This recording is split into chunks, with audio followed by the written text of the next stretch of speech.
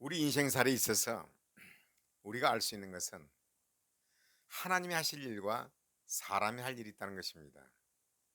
이것을 분명히 알고 분별을 해서 산다면 얼마나 행복한 삶을 살까요?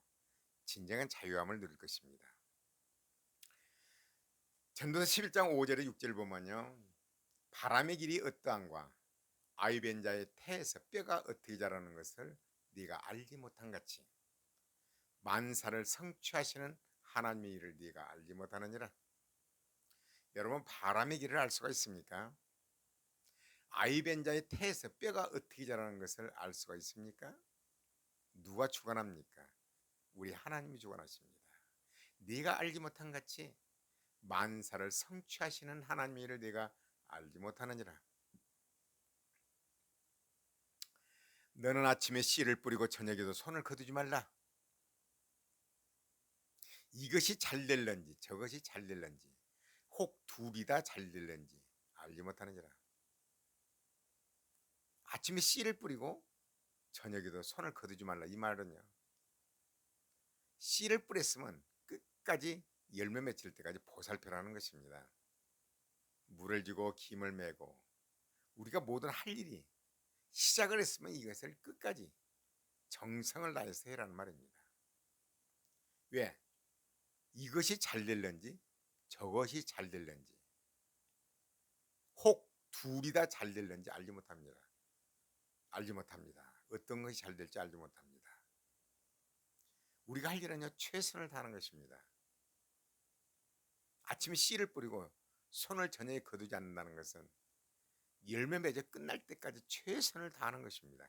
우리가 하는 모든 일에 하다 패셋이 하는 용두사미가 아니라 최선을 다하는 것입니다. 이 말입니다. 어느 믿음이 좋은 여집사님의 이야기입니다. 그의 기도 제목 1호는 남편의 구원이었습니다. 그러잖아요, 우리가 예수 믿는 데 있어서 얼마나 가족들을 위해서 애통해합니까? 나는 천국 가는데 남편 아니면 자녀들은 참 마음이 그렇습니다. 사위들은. 근데 그의 남편은요, 자신이 교회에 나가는 것조차도 아주 방해를 했습니다. 여러 가지 핑계를 대고 심부름을 시키고 정말 교회를 모르게 나가야 되고 그랬습니다. 그런데 이제 교회에서 부흥회가 열리는 날 술에 취해 귀가한 남편은 부인이 집에 없자 화가 나서 교회로 쫓아갔습니다.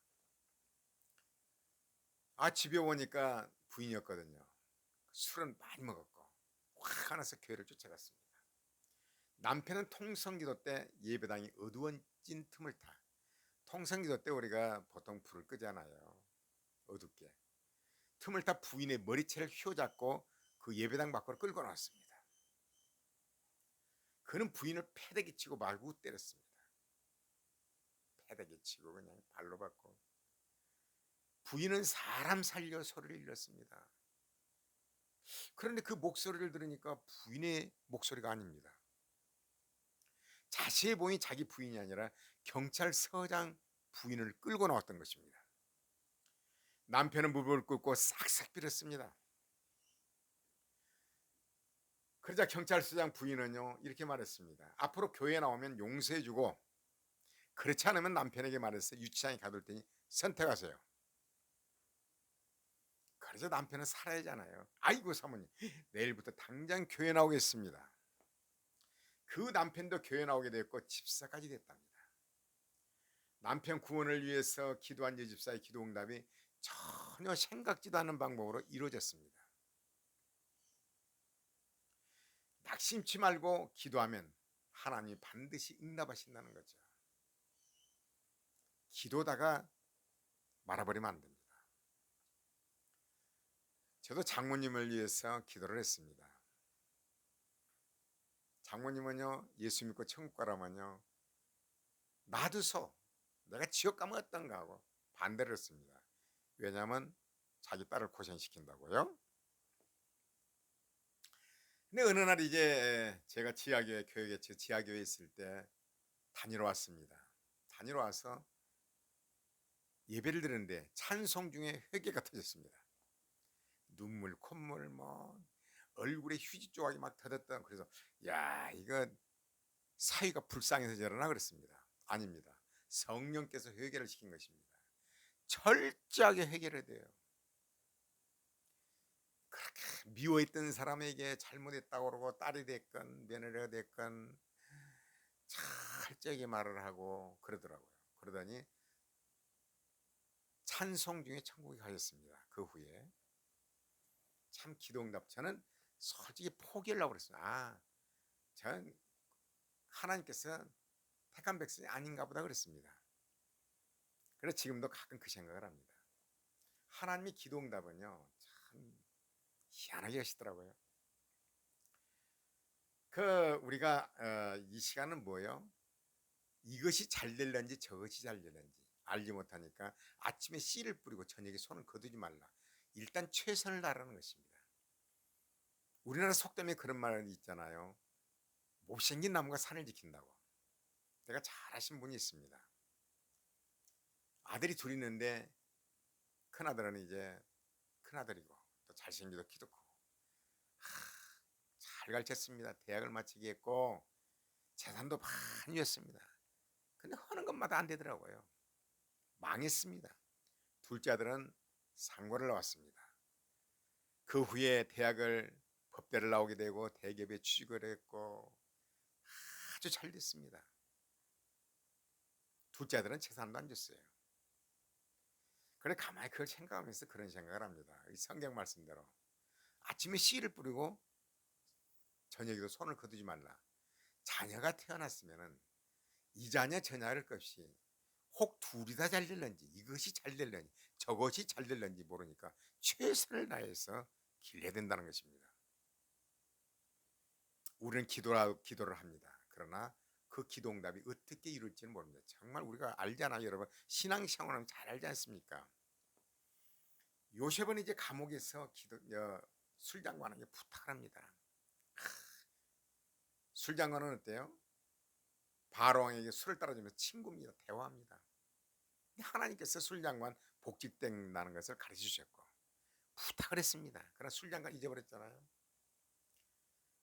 만 2년 후에 이제 하나님께서 바로왕의 꿈을 꾸게 하시고 꿈을 해석할 자가 없잖아요. 참 내가 감옥에 있을 때 그 소년 바로왕에 얘기를 합니다. 내가 큰 죄를 졌다 하면서 얘기를 합니다. 당장 데리고 오라. 꿈 해석이 기가 막히거든요. 총리가 됐습니다. 예를 들어서 그렇지만 요셉이 아버지에게 효도를 했고 보디발 집에서 최선을 다했고 감옥에서 최선을 다했고 다 별 볼 일 없더라. 술장관 왔어. 푸대접 보고 섬기지도 않고 부탁도 안 했다면 어떻게 됐을까요? 우리가 알 수 있는 것은요,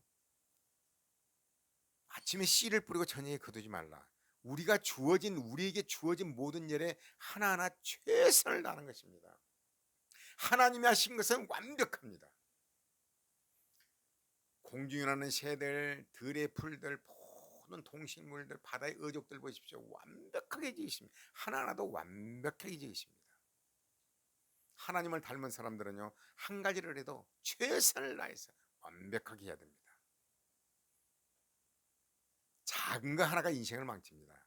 100명의 친구보다도 한 명의 원수가 그 인생을 망가뜨리는 경우가 많이 있지 않습니까? 회사에서 푸대접 받은 사람이 회사 비리를 고발하여 회사가 망하는 경우도 많이 있습니다. 우리에게 주어진 모든 것은 최선을 다해서 하나님의 사랑으로 사랑하고 그리할 때 하나님께서 복을 주실 것입니다. 이 말씀을 잊고 끝냈습니다. 바람의 길이 어떠함과 아이벤자의 태에서 뼈가 어떻게 자라는 것을 네가 알지 못한 같이 만사를 성취하시는 하나님의 일을 네가 알지 못하느니라. 인간이 할 일은 뭐예요?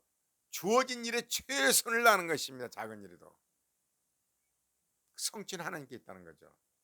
너는 아침에 씨를 뿌리고 저녁에도 손을 거두지 말라. 우리에게 주어진 것은 일단 시작을 했으면 용두사미가 되지 말고 최선을 다해서 마라톤도 어때요? 끝부분에 가서 중요합니다. 이것이 잘 될런지 저것이 잘 될런지 혹 둘이 다 잘 될런지 내가 알지 못하면 왜? 하나님의 절대 주권을 인정하라는 것입니다. 우리가 일을 하지만 나는 심었고 아볼로는 물을 줬다. 그러나 자라게 하신 분은 하나님이시다.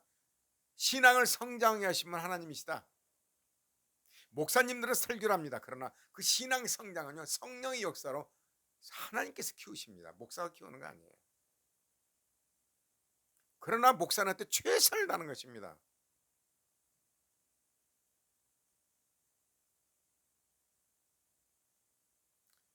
이것이 하나님의 말씀입니다. 할렐루야.